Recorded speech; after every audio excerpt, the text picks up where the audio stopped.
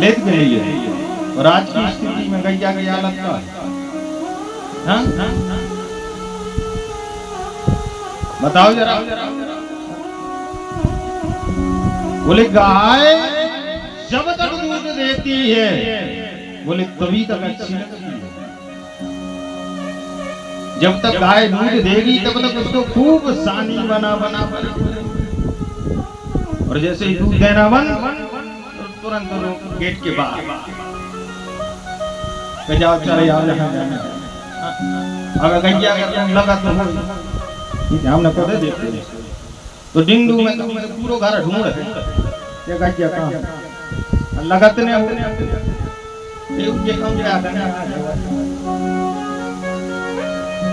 ध्यान देना। जिसके कारण पृथ्वी पर परमात्मा अवतार लेते हैं, आज की स्थिति में हम उसी गौ माता का अपमान कर रहे हैं। उसी गौ माता का अपमान हम कर रहे हैं। एक बात बताओ, आज हम इतने संपन्न हैं, आज ये खेती करते हैं, ये आपको पता भी है कि किसकी देन है, किसके कारण से आज हम कृषि कर रहे हैं, कृषि कार्य कर रहे हैं।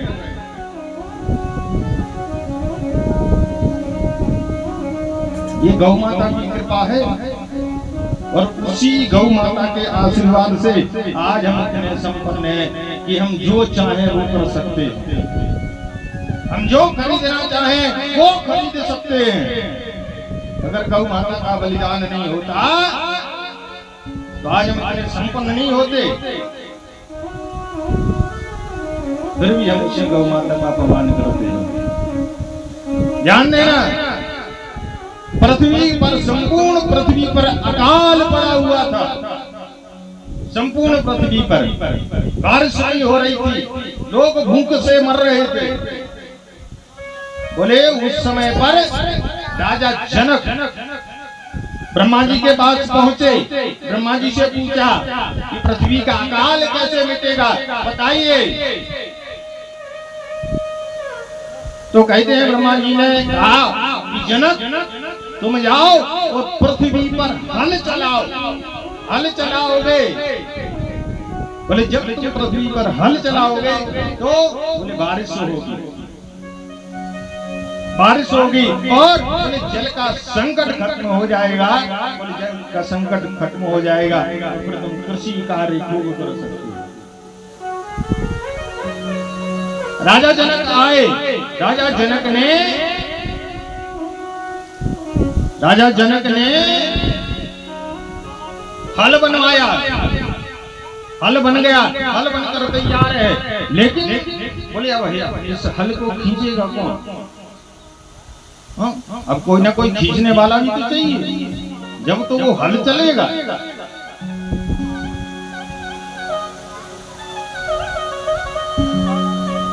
जब तो वो हल चलेगा, लेकिन बोले खींचेगा कौन?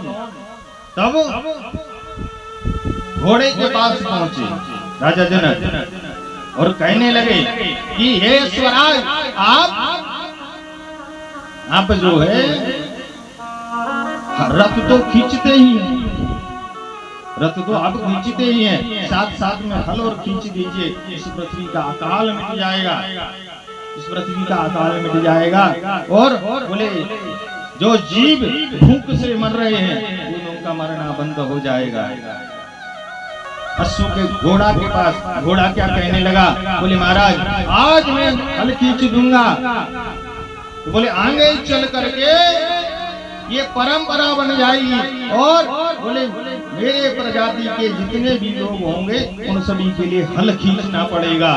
इसीलिए बोले आपको सिर्फ और सिर्फ एक शर्त मेरी रहेगी। बोले क्या? बोले आपको हमारी भोजन की व्यवस्था करनी पड़ेगी।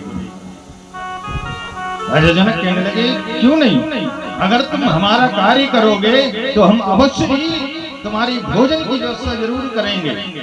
तो कहते हैं राजा जनक ने पूछा कि आप भोजन में क्या लेंगे? अश्व कहने लगा, घोड़ा कहने लगा कि महाराज मैं दोनों टाइम चना खाऊंगा। चने चने मेरे लिए प्रिय है, चना खाऊंगा। राजा जनक ने सोचा,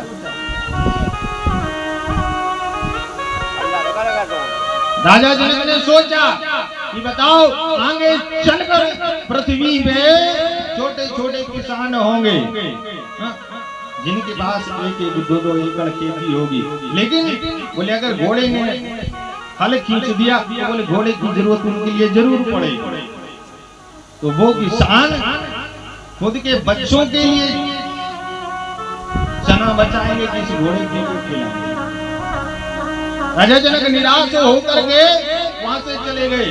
जब राजा जनक निराश होकर के जंगल की ओर चले गए, जंगल में गए, कहते जंगल के राजा से भेंट हुई। जंगल का राजा कौन है? बोले शेर। शेर से भेंट हुई। शेर से कहा कि आप जंगल के राजा हैं, एक काम कर दीजिए।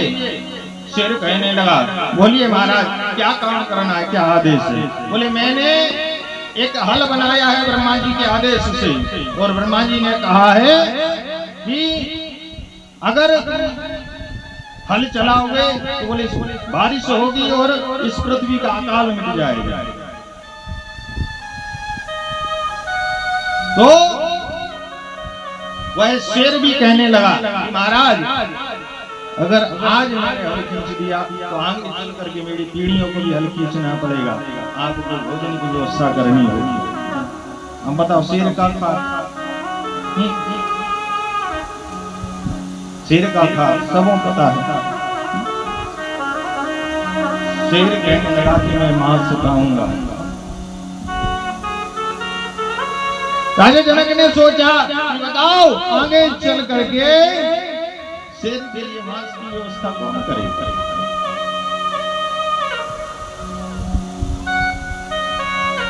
कहते हैं राजा जनक बहुत ही निराश हो गए। राजा जनक की अश्रुधार बहने लगी कि शायद इस पृथ्वी का अकाल अब कभी नहीं मिटेगा, जितनी भी प्रजाति है बोले सब समाप्त हो जाएगी, इस पृथ्वी का अकाल कभी नहीं मिटेगा। राजा जनक एक वृक्ष के नीचे बैठे हुए बड़े ही निराश, अश्रुधार बह रही है राजा जनक की, और बड़े ही निराश बैठे हुए हैं। तभी कहते हैं कि उधर से एक गौ माता अपने पुत्र अर्थात बछड़े के साथ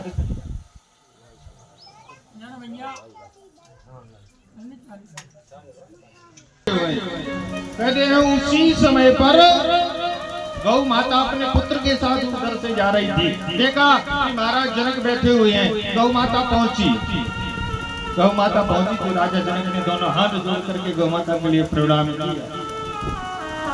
गौ माता कहने लगी कि महाराज बड़े उदास दिखाई देते हो, कारण क्या है? राजा जनक कहने लगे कि गौ माता मैं इस पृथ्वी का अकाल मिटाने के हेतु मैं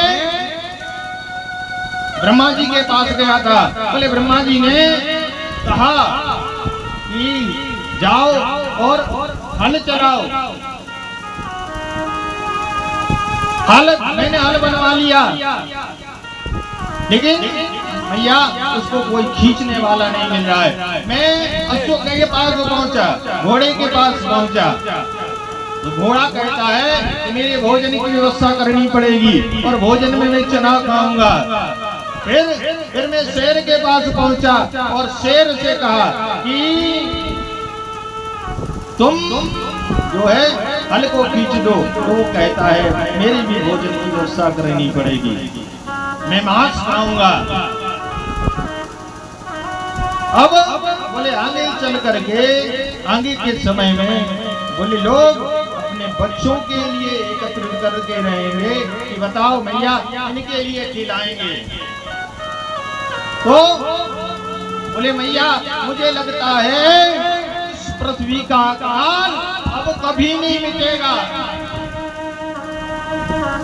इस पृथ्वी का अकाल अब कभी नहीं मिटेगा।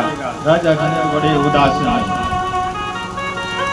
गौ माता कहने लगी कि महाराज आप चिंता न करें। गौ माता के साथ उसका पुत्र प्रसाद बछड़ा था। गौ माता ने अपने बछड़े को आगे कर दिया। बोले महाराज लीजिए, मेरे पुत्र को ले जाइए और मैं आपको वचन देती हूँ कि मेरा पुत्र ना आपसे कभी भोजन मांगेगा और ना ही आपसे कभी मजदूरी मांगेगा। मैं आपको वचन देती हूँ।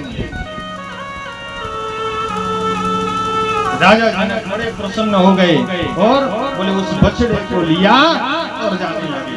तो ध्यान देना, माँ तो माँ होती है, माँ तो माँ होती है।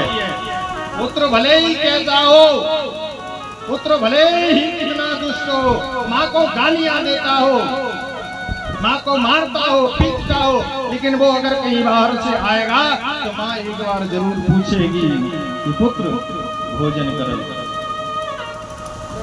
गौ माता कहने लगी, राजा जनक उस बछड़े को लेकर कुछ दूर तक निकल गए और तो माँ कहने लगी, बोले महाराज रुकिए जरा। बोले क्या? राजा जनक कहने लगे कि गौ माता आदेश कीजिए। गौ माता कहने लगी, महाराज आप मेरे पुत्र को ले जा रहे हैं, इससे बोले हल खिंचवाना। बोले ऐसे नहीं, बोले 24 घंटे हल खिंचवाना। ये आपसे ना मजदूरी मांगेगा ना ही भोजन मांगेगा। बोले अब आज से मेरा पुत्र हल खींचेगा तो बोले उसमें जो आप खेती करेंगे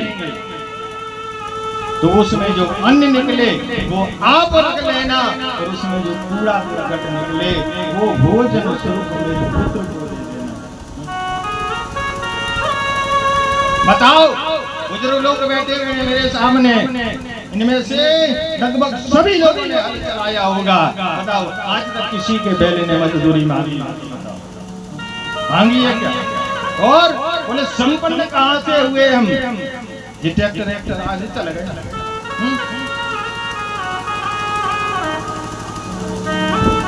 और बोले उसी गौ माता की स्थिति आज क्या है? रोडों पर घूम रही है, लोग गाड़ियां मारकर चले जा रहे हैं और यहाँ बैठे हुए जितने भी बैठे हैं, जितने लोग बैठे हैं, जितनी माताएं बैठी हैं, सभी को पता है कि गौ माता में जो अपने सनातन धर्म के 33 कोटि देवी देवता है वो सभी गौ माता में विद्वान है कि नहीं है? फिर भी गौ माता की आंखों में आज के समय अश्रु आ रहे हैं। गौ माता खड़ी खड़ी रोती है। गौ माता खड़ी रोती है तबेले में, मैंने दूध पिलाया है तुझे भर भर के मेले में।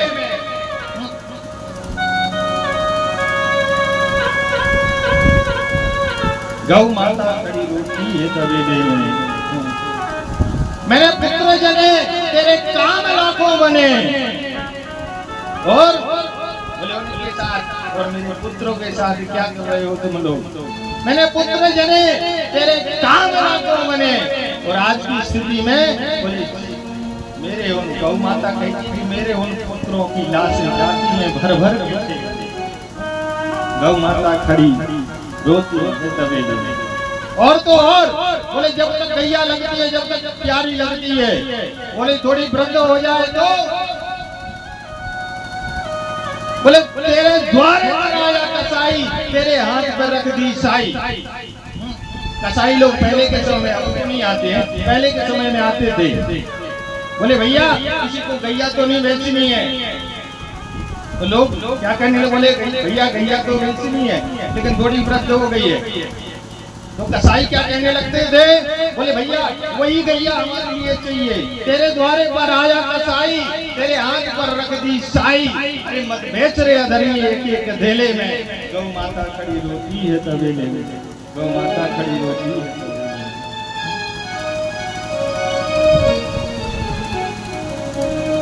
गौ माता के इतने एहसान हैं हमारे ऊपर कि उसको कभी नहीं चुका सकते, इसलिए ध्यान रखना गौ माता का कभी अपमान नहीं करना, सेवा नहीं कर सकते बिल्कुल मत रखो। 4 6 10 रखने की कोई जरूरत नहीं, एक गैया को रख लो और उसकी विधि विधान के साथ सेवा करो, उसको भोजन दो। और जरा जिस दिन गौ माता नहीं होगी उस दिन ये पृथ्वी भी नहीं होगी, ये भी ध्यान रखना। बोले जब पृथ्वी पर अत्याचार बढ़ता है तो बोले यही गौ माता का रूप धारण करके पृथ्वी जाती है परमात्मा के पास और परमात्मा से कहती है कि पृथ्वी पर अत्याचार बढ़ गया है। तब परमात्मा बोले तभी परमात्मा अवतार लेते हैं। और जिस दिन गौ माता नहीं होगी इस पृथ्वी पर उस दिन क्या होगा ये सोच हो जाए। किसी कवि ने बड़ी सुंदर लाइन लिखी है, वो जब गाय नहीं होगी, वो जब